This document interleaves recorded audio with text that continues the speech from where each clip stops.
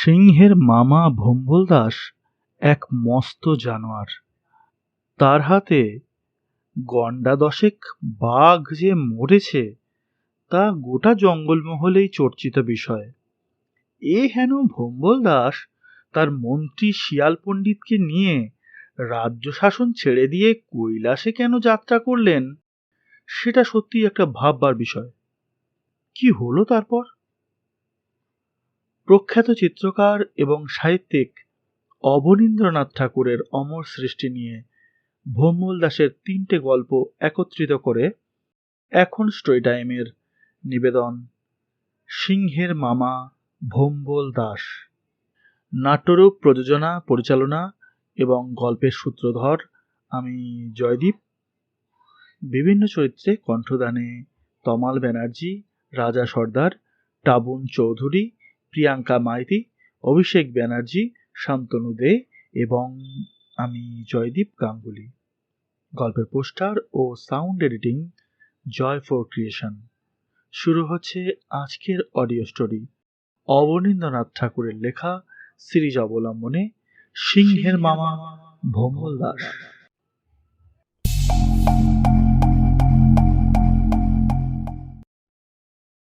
সিংহীর মামা ভম্বল দাস নেহাত সেকালের জানোয়ার।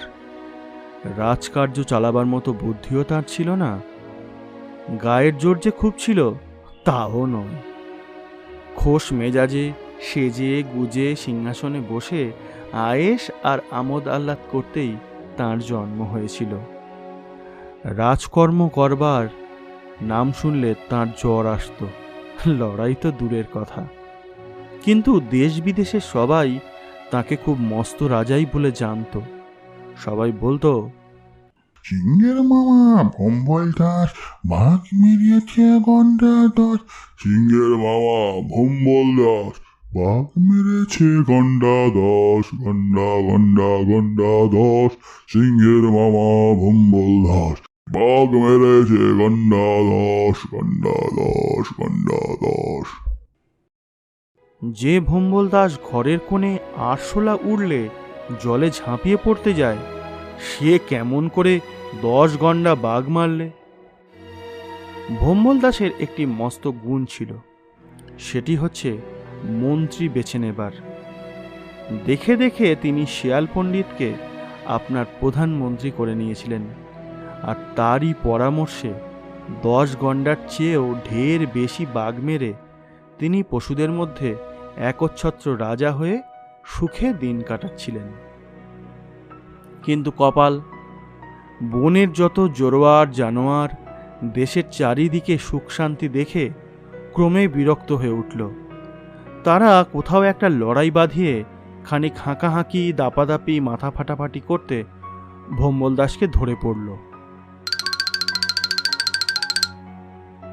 ভম্বল দাস শেয়ালের সঙ্গে যুক্তি করে বললেন, আমার শত্রু যারা ছিল সবই তো জমের বাড়ি পাঠিয়েছি। লড়াই হবে কার সঙ্গে? দুষ্টু জানোয়ার, তারা আগে হতেই সড়ো করে এসেছিল।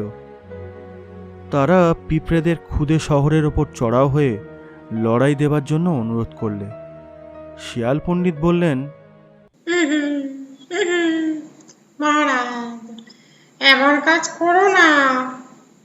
তারা দেখতে ছোট্ট, কিন্তু কামড়ালে আর রক্ষে নেই।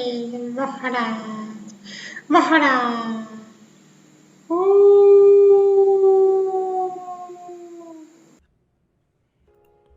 সবাই হেসে শিয়ালের কথা উড়িয়ে দিলে।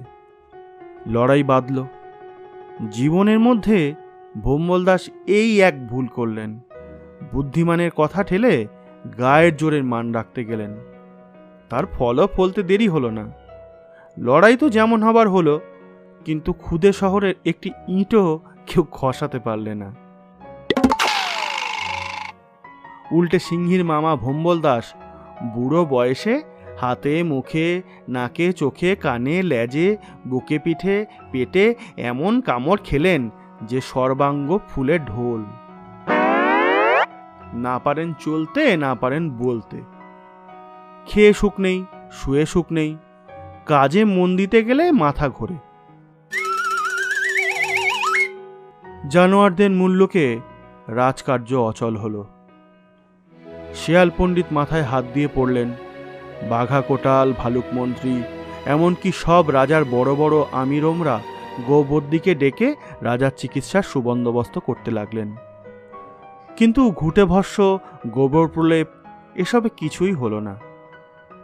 তখন বকধার্মিক এসে ভোম্বলদাস মহারাজকে কৈলাসে যাবার ব্যবস্থা দিলেন। মহারাজ ভম্বল দাসের জয় হোক। মহারাজ, আপনি বরং কিছুদিন কৈলাসে গিয়ে থাকুন, দেখবেন শরীর ভালো হয়ে যাবে।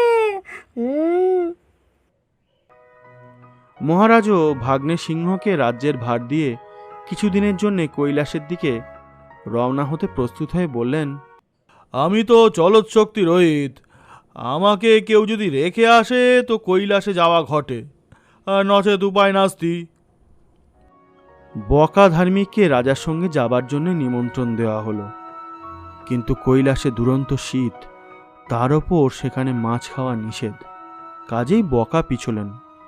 ওরে বাবা, কৈলাসে প্রচণ্ড শীত, তার ওপর ওখানে মাছ খাওয়া নিষেধ।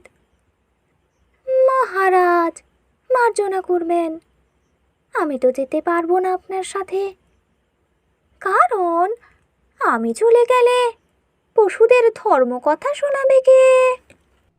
বাঘা কোটালেরও ওই একই কথা। তিনি না থাকলে গৃহস্থের গরু জরু সামলায় কে? ভালুক মন্ত্রী যেতে পারতেন, কিন্তু নতুন রাজা সিংহকে নিয়ে রাজকার্য চালাবার জন্যে সদরে থাকা তার বিশেষ দরকার। কাজেই তারও যাওয়া হয় না। শেয়াল পণ্ডিতকে ডেকে রাজা বললেন, পণ্ডিত, তুমি কি বলো? পণ্ডিত কি জানি কি ভেবে বললেন,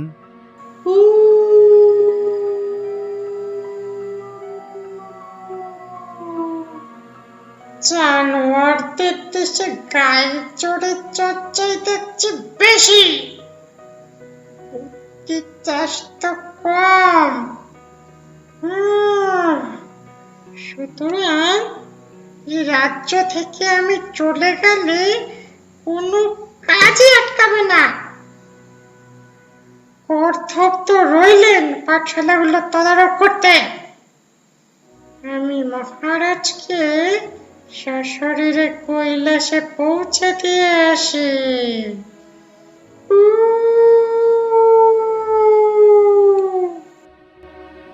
রাজা খুশি হয়ে শেয়ালকে কৈলাস যাত্রার আয়োজন করতে তখনই হুকুম দিয়ে সভা ভঙ্গ করলেন। আজকের মতো সভা ভঙ্গ হলো।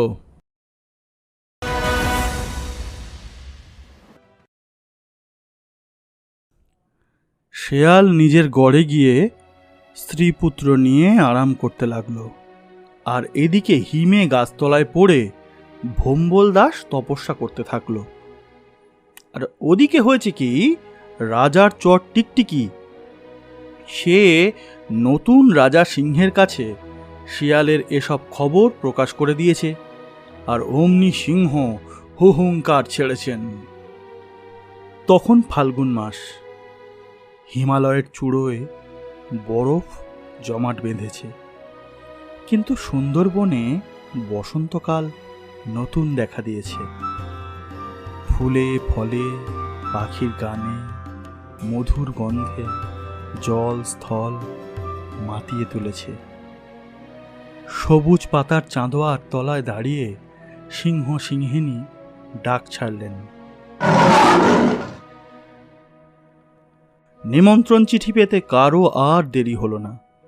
জীব জন্তু যে যেখানে ছিল সব কাজ ফেলে সভায় এসে হাজির হতে লাগলো। বকা ধার্মিক সবার আগে এসে তার নিজের লম্বা পায়ের ধুলো শুধুমাত্র রাজা আর রানী ছাড়া আর সবার মাথায় বুলিয়ে দিয়ে ঠোঁটে করে একটুখানি আঁশ জল ছিটিয়ে রাজা রানীকে জয় জীব স্বস্তি স্বস্তি বলে আশীর্বাদ করে বসলেন। হরবোলা পাখি, রাজার বিদূষক ময়না, রানীর সেনাতনী দুজনে এসে ভাড়ামো জুড়ে দিলে। ভালুক মন্ত্রী, বাঘ কোটাল, সেনাপতি গজপতি, খড়ক সিং বরকন্দাজ, মহিষী, গরু গাধা ছাগল ভেড়া, ছোট বড় পাত্র মিত্র সবাই একে একে এসে জুটল। সিংহ শেয়ালের কথা পারলেন। এক যে ছিল শেয়াল, তার বাপ একদিন আমার মামার বাড়ির সদর আর অন্দর দুই মহলের মাঝে একটা দেওয়াল দেওয়ার হুকুম পেয়ে রাজমজুরির কাজ করতে এলো। তার নাম ছিল রতা বা রতন। শেয়াল পণ্ডিত তখন খুবই ছোট। রতার বউ তাকে কোলে নিয়ে চুনসুরকির ঝুড়ি বইতে এসেছিল। তখন তাদের অতি দৈন্য দশা। রতা মিস্ত্রিত দেয়াল তুলে দিল। গজগির করে গাঁথা মোটা দেয়াল মামার সদর আর অন্দরকে দুই ভাগে ভাগ করে মেঘ ছাড়িয়ে উঠল। মামা তো দেখে ভারী খুশি, কিন্তু মামি সেই দেয়ালের মধ্যে অন্ধকারে পচে মরবার জোগাড়। এদিকে মামারও অন্দরে যাওয়ার পথ বন্ধ। কি উপায় করা যায়? মামা দেয়াল ভাঙবার হুকুম দিলেন, কিন্তু পর্বত প্রমাণ দেয়াল, তাকে ভেঙে ফেলা তো সহজ নয়। হাতি এলেন দেয়াল ভাঙতে, কিন্তু দেয়াল যেমন তেমনি রইল। লাভের মধ্যে হাতি দাঁত ভেঙে পোগলা হয়ে ফিরে এলেন। এদিকে খিদের জ্বালায় অন্দরের মধ্যে মামি এমন চিৎকার করলেন যে রাজ্যের লোকের কানে একেবারে তালা ধরে গেল। ছোট ছোট জানোয়ার তো ভয়েই মরে যাবার জোগাড়। রাজ্যে হুলস্থুল। সবাই মামার দুর্বুদ্ধির নিন্দে করতে লাগলো। পশুদের মধ্যে সদর অন্দর, বাড়ির মধ্যে বাইরে, এসব তো কোনো কালে ছিল না। হঠাৎ নতুন রকম কেতা করতে এ কি বিপদই মামা ঘটালেন। মামা রতা শেয়ালকে ডেকে বললেন, 3 দিনের মধ্যে এর উপায় করো, না হলে তোমার প্রাণদণ্ড দেব। মহারাজ, আমাকে ক্ষমা করে দিন, আমি ইচ্ছা করে করিনি। কিন্তু হায়, রতা শেয়াল দেয়াল দিতে দিতেই বুড়ো হয়ে গেছে। দেয়াল তুলতেই সে পাকা। দেয়াল সরানো বিদ্যেতে সে একেবারেই মজবুত ছিল না। যে দেয়াল সে একবার তুলেছে তাকে নামানো তার সাধ্য হলো না। মামি মামার দেয়ালের মধ্যেই মরে রইলেন। অন্দরের মধ্যে মামির চিৎকার বন্ধ হলো, কিন্তু বাইরে থেকে মামা ভম্বল দাস এমন হাঁক ডাক, কান্নাকাটি, তম্বিতম্বা শুরু করলেন যে রতা শেয়াল তো ভয়েই মরে যায় বুঝি।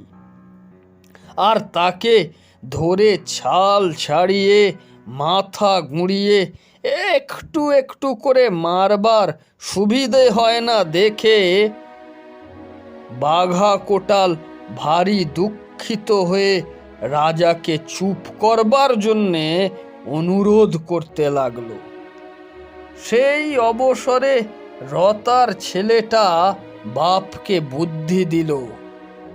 কোটাল এসে রতাকে যখন ধরলে, তখন দেখা গেল রতা মরেছে, আর তার বউ আর এই আমাদের রতা শেয়ালের বেটা শেয়াল পণ্ডিত মাথায় হাত দিয়ে কাঁদছে। রতাকে মেরে হাড় গড়িয়ে দেবার সুবিধে হলো না, কিন্তু বাঘ কোটাল রতার লেজের চামড়টা কেটে নিয়ে পতাকার মতো করে সেটাকে ফাঁসি কাটে লটকে দিয়ে তবে শান্ত হলো।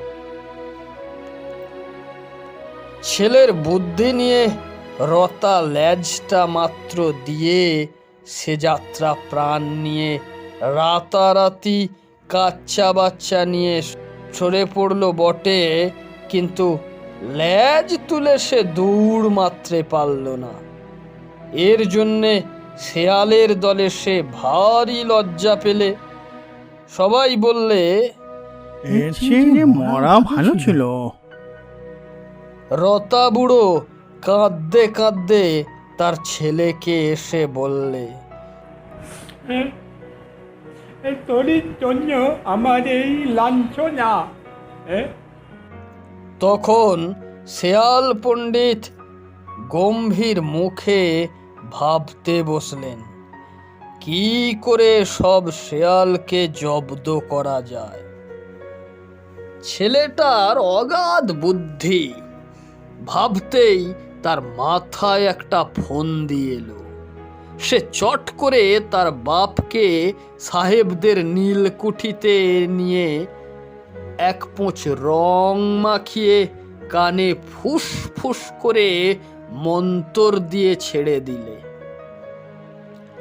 রতা শেয়াল ছিল লাল, এখন সে নীল হয়ে বনে ফিরে এসে মহা হইচই বাঁধিয়ে দিলে। রাজা উজির মেরে বেড়াতে আরম্ভ করলে। শেয়াল বলে তাকে আর চেনাই যায় না।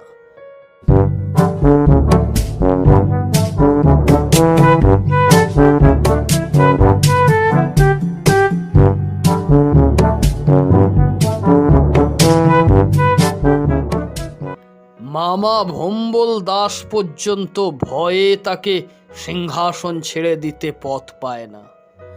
কৈলাস পর্বত থেকে পশুপতি ভম্বল দাসের বোকামোর খবর পেয়ে এই নতুন রাজাকে রাজ্যে শাসন করতে পাঠিয়েছেন, এই কথাই বনে বনে রাষ্ট্র হয়ে গেল। মামা একে মামির শোকে অস্থির, তার উপর সিংহাসন হারিয়ে পাগলের মতো হলেন।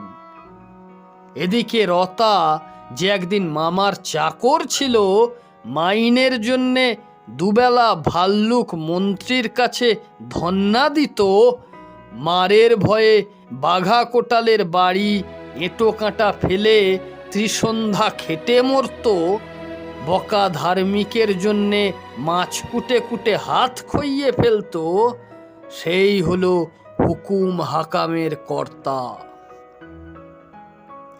সবাই যে কি দুঃখে দিন যাচ্ছে বলা যায় না, কিন্তু রাঙা রতা সে রং বদলে বেশ সুখেই আছে।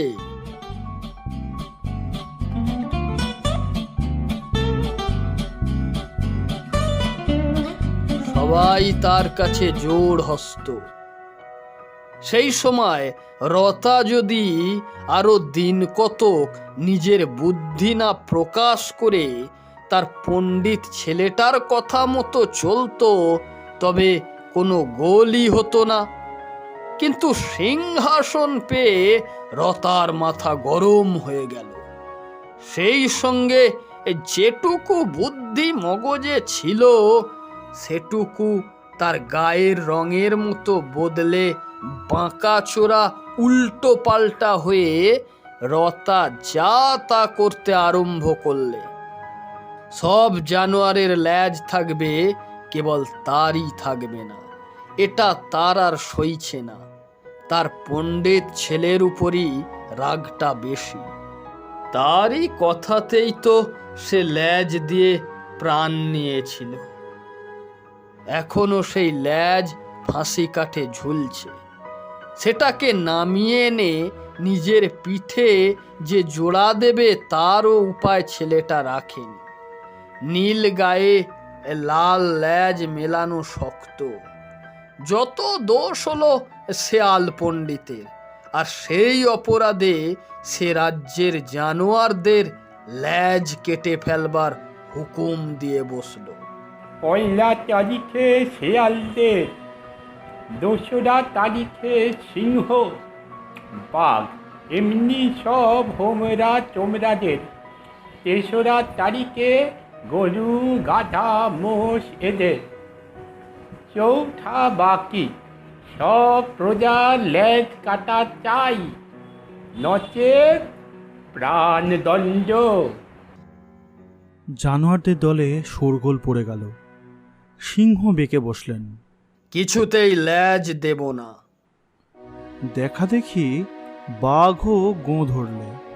ল্যাজ আপসে সে বললে, যাক প্রাণ, থাক ল্যাজ। মোষও চোখ রাঙিয়ে বাঘের কথায় সায় দিল। ভাল্লুকের ল্যাজ ছিল না বললেই হয়। সে বললে, রাজার হুকুম না মানলে নয়, মুশকিল মুশকিল। বানর তাকে দাবড়ি দিয়ে বলে উঠল, তোমার চাকরি বজায় রাখতে ল্যাজ কাটতে চাও তুমি কাটো, কিন্তু আমরা তোমায় এক ঘরে করব, মনে থাকে যেন। ভাল্লুক ভয় চুপ করে গেল। ভাল্লুক যখন চুপ করলেন, তখন খরগোশ, কচ্ছপ, হরিণ, যাদের ল্যাজ নজরেই পড়ে না, তারা আর উচ্চবাচ্য করতে পারল না। এদিকে রাজার ইস্তাহার জারি হলো। পয়লা তারিখে শেয়ালদের, 2রা তারিখে সিংহ, বাঘ, এমনি সব হোমরা চোমরাদের, 3রা তারিখে গরু, গাধা, মোষ এদের, 4ঠা বাকি সব প্রজার ল্যাজ কাটা চাই, নচেত প্রাণদণ্ড। সব জানোয়ার ধর্মঘট করে অমন রাজার বন ছেড়ে মানুষের রাজত্বে গিয়ে আলিপুরের চিড়িয়াখানায় থাকবার মতলব করেছে। এমন সময় শেয়াল পণ্ডিত নাপিত ধূর্তুর পাঠশালা থেকে নাকুর বদলে নরুন, নরুনের বদলে হাঁড়ি, হাঁড়ির বদলে ধুচুনি, আর ধুচুনির বদলে বাড়ির গিন্নি কেমন করে আনতে হয় সেই বুদ্ধি শিখে বউ সঙ্গে ধুচুনি মাথায় ঢোল পিটতে পিটতে বনে এসে হাজির। সব জানোয়ার তার বুদ্ধির তারিফ করে ল্যাজ বাঁচাবার একটা উপায় করতে তাকে ধরে পড়ল। পণ্ডিত শুনলেন প্রথমেই শেয়ালদের ল্যাজ নামাবার হুকুম হয়েছে। তিনি খানিক গম্ভীর হয়ে থেকে বললেন, তোমরা সবাই নিশ্চিন্ত থাকো, এর উপায় আমি করব। পয়লা তারিখে সব শেয়াল আর জন্তু জানোয়ার যে যেখানে আছে ঠিক সময়ে রাজসভায় হাজির হবে। এদিক ওদিক যেন না হয়। উ, উ, উ।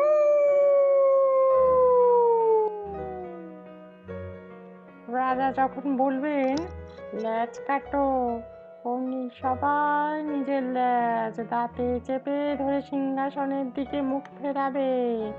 আর যা করতে হয় আমি করব, কিন্তু কথা যেন ঠিক থাকে। আর পয়লা তারিখে ছেলে বুড়ো সব শিয়ালের একরা হওয়া চাই, না হলে কিন্তু সব মাটি। উ উ উ।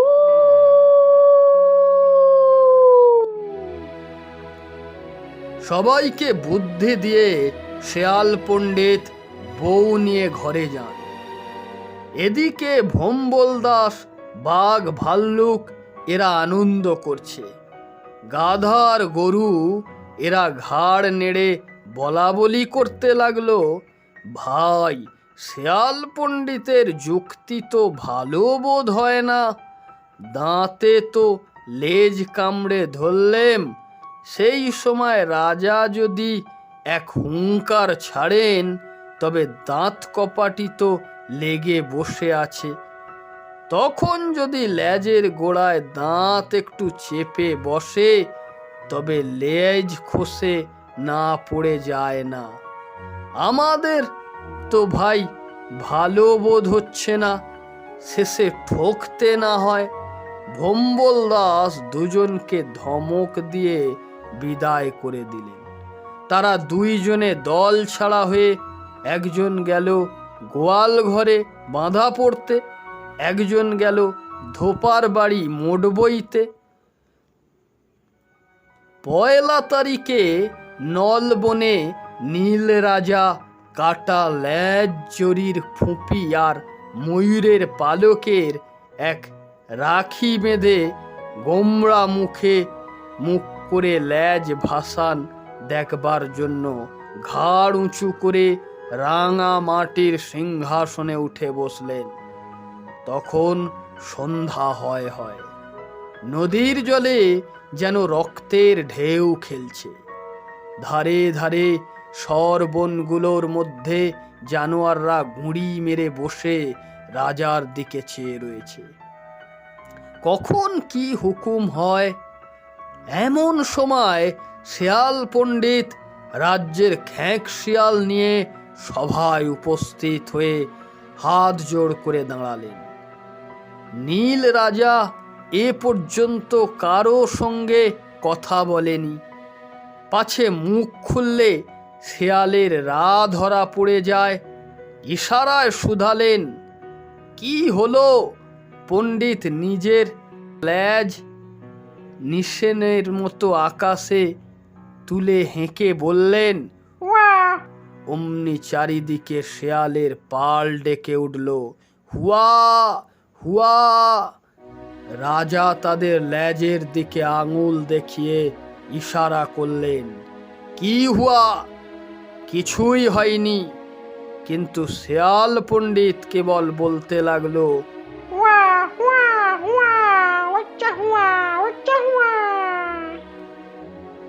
এক শেয়াল ডাকলে সব শেয়ালকেই ডাকতে হবে, এটা বিধাতার নিয়ম।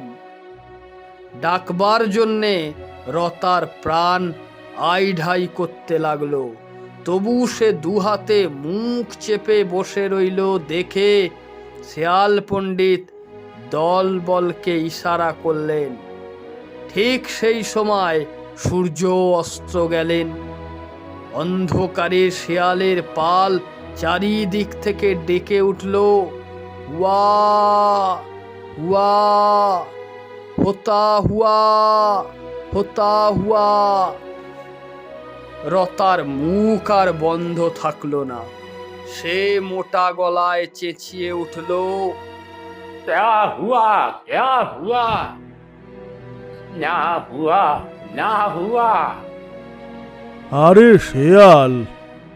ভম্বল দাস অমনি হাড়ে লাফিয়ে পড়ে এক থাপ্পড়ে রতাকে সিংহাসন থেকে জলে ফেললেন।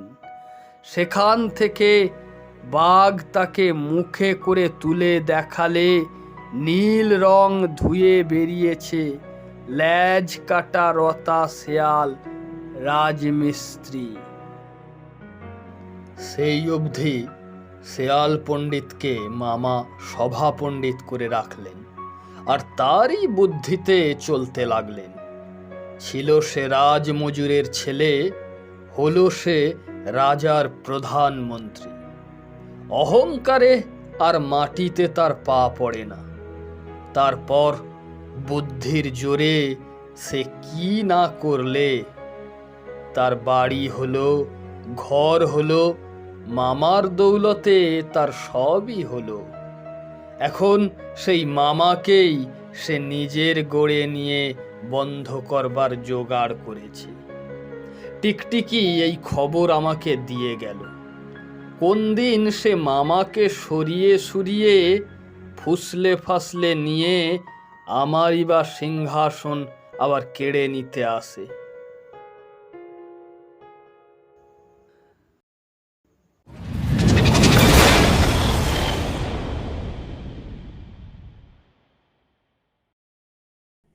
সিংহরাজ বললেন, কোন দিন বা শেয়াল পণ্ডিত ভম্বল দাস মামাকে নিয়ে আমারই সিংহাসন আবার কেড়ে নিতে আসে। ভাল্লুক ঘাড় নেড়ে বলল, হতে পারে, হতে পারে। বাঘ লেজ আপসে বললে, এখন এর একটা বিহিত করা চাই। গজপতি বললেন, এমন কেউই নেই, ওই পাজি শিয়ালটা যাকে অপমান না করেছে। মোষ চোখ রাঙিয়ে বললে, ওটা ভীষণ টক। ছোট ছোট জানোয়ার তারা বলে উঠল, দোহাই মহারাজ, ওর হাত থেকে আমাদের রক্ষা করুন। কাচ্চা বাচ্চা নিয়ে ওর জ্বালায় ঘর করা দায় হয়েছে। সিংহ সবাইকে অভয় দিয়ে বললেন, ভয় নেই, ওকে আমি রীতিমতো শাস্তি দেব। আসছে মাসে মামির শ্রাদ্ধ, সেই দিন ওকে এখানে আনাচ্ছি। তারপর বিচার করে দেখা যাবে কি করা যায়।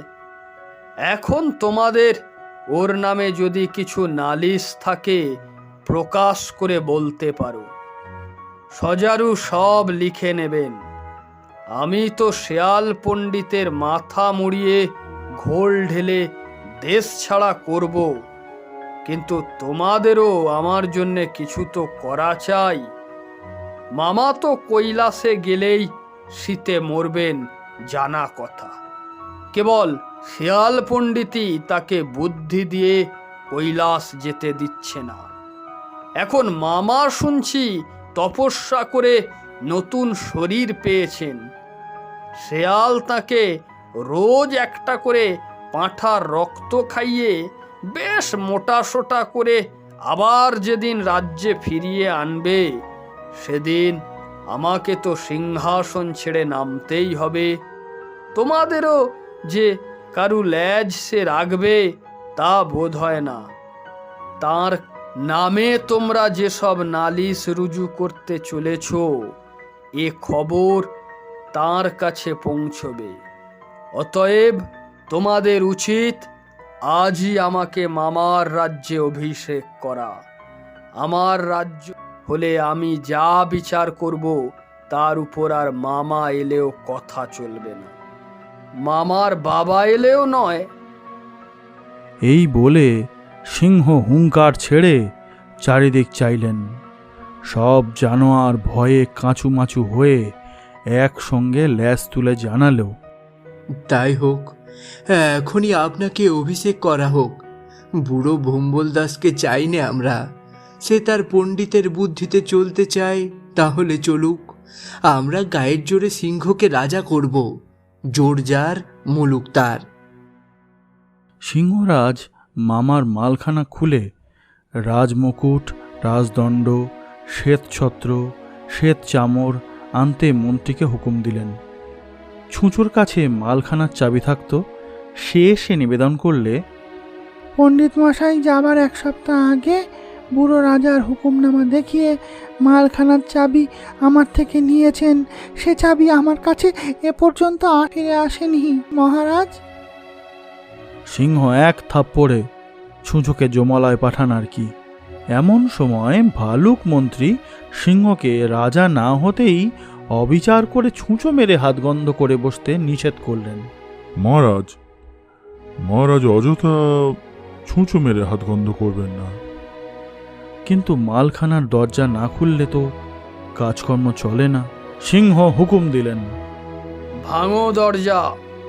দরজা গেঁথেছিল রতা শেয়াল, হাতি হয়েছিল ফোগলা।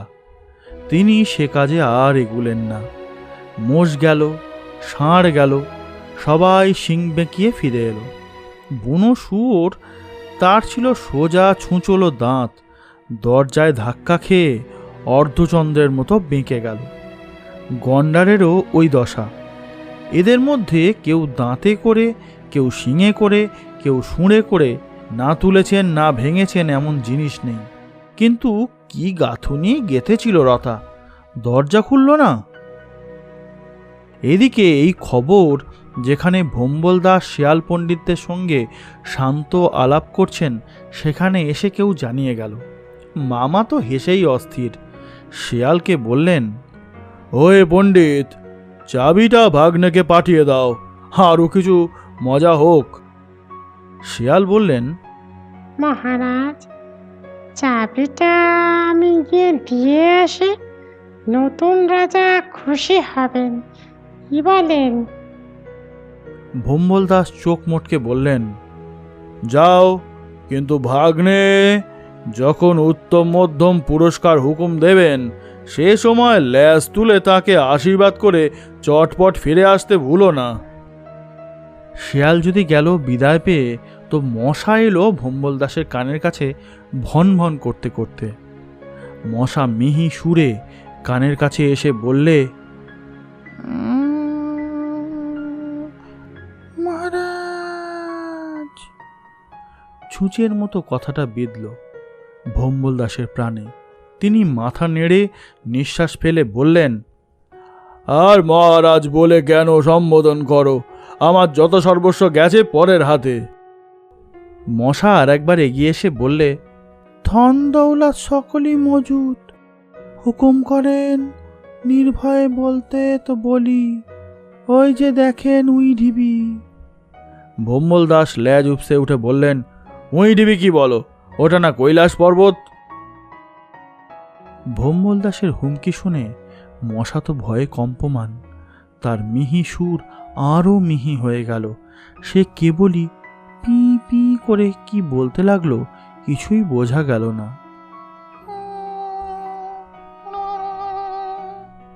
ভোম্বল দাস তখন মশাকে অভয় দিয়ে বললেন, বলো বলো। মশার তখন কথা ফুটল। সে যা বলল ভোম্বল দাসকে খুব ছোট ছোট করে, তা শোনা মাত্রই যেন হাজার ছুঁচ ফুটল রাজার গায়ে।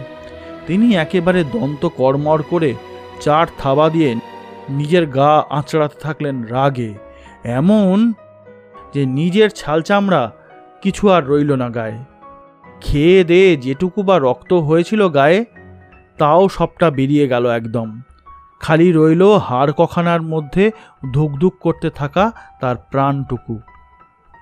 রাজরক্ত মাটিতে পড়ে মাটি হয় দেখে মশার দল এসে জুটল চারিদিক থেকে। ভোম্বল দাসকে তারা ঘিরে রইল দিন রাত খুব সাবধানে।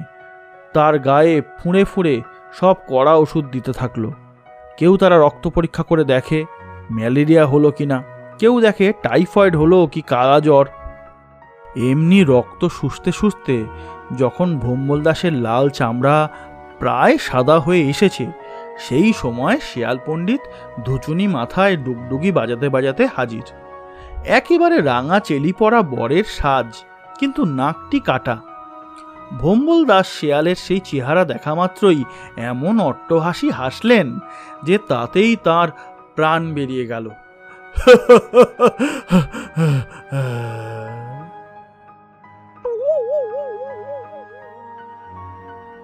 ভাগ্নের খবর, সুন্দরবনের কথা শোধাবার কিংবা ভাড়ার ঘরের চাবি ফিরে চাইবার আর সময়ই হলো না। শিয়াল পণ্ডিত খানে ক্ষতবম্ব হয়ে চেয়ে থেকে একটা নোটে গাছের গোড়ায় রাজভাণ্ডারের চাবিটা ছুঁড়ে ফেলে দিয়ে নিজের গর্তে ঘুমোতে গেল। আর একটা ছাগল, ঠিক তেমনি ছাগল যাদের পাঁটার জুস খেয়ে ভোম্বল দাস নিজের গায়ের রক্ত করেছিল, সে কোথা থেকে এসে বনের ধারে নোটে গাছটার গোড়াটা মুড়িয়ে খেয়ে দিব্যি আরামে কৈলাস পর্বতের মতো প্রকাণ্ড উইঢিপির চূড়োয় 3 লাফে গিয়ে উঠল। ঠিক দুপুর বেলা যখন ভূতে মারে ঠেলা। সেখান থেকে সে শুনলে সুন্দরবনে নতুন রাজার অভিষেকের দিনে জোড়া পাঁটা গরদান দেবার আগে তাকে ডাকাডাকি করছে ম্যা ম্যা বলে।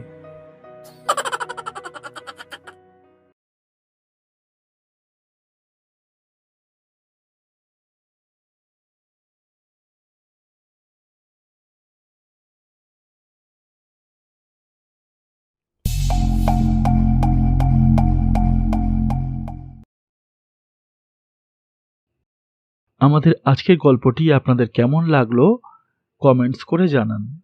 আর ভালো লাগলে অবশ্যই লাইক এবং শেয়ার করে আমাদের পাশে থাকবেন আর এরকম গল্প শুনতে আমাদের চ্যানেলটি সাবস্ক্রাইব করে রাখবেন। তাহলে আপনাদের কাছে আমাদের পরবর্তী গল্পের নোটিফিকেশন পৌঁছে যাবে। ফিরে আসবো এরকমই কোনো আকর্ষণীয় গল্প নিয়ে। নমস্কার।